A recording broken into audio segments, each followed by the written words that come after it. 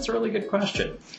I think I first really fell in love with Japan and the idea of teaching English here when I was an exchange student. My university had a program where they would send each of the international business majors abroad for 5 months, and I was very lucky that I had a really good host family.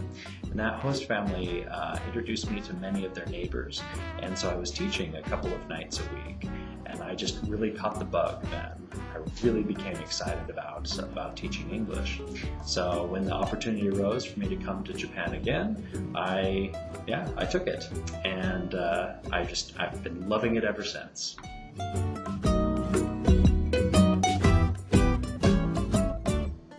Okay, my advice for people who want to improve their English, it's very simple. Just utilize all of your downtime.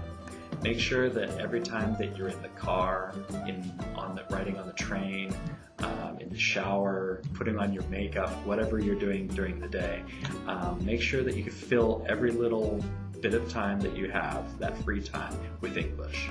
Have a CD, have something that you can be studying, some flip cards, something like that. Spend 6 months of your life and say, I'm not going to take away time from something else. I'm going to utilize the time that I normally just waste. If you do that for 6 months and really focus in on improving your listening ability, you're really going to see improvement. Also, I think that it's very important to bring in lots of questions. I keep on hammering this home in my classes now, but it's very important that you look at everyday situations and say, how do I say that in English? If you constantly question that, you constantly say, well, I don't know exactly how to say this, then find out. Bring in those questions to your teacher. Make the questions hard. I think it's very good. Try to stump the teacher. If you can do that, that's maybe a new challenge for you. If you can do that, then yes, you're going to see real improvement.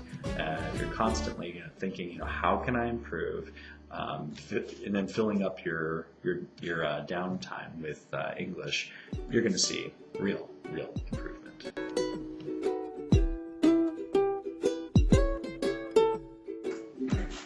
What kind of a teacher am I? Well, I think most of my students would agree that I have a lot of energy. So that means that in my babies classes, I'm rolling around on the floor all the time.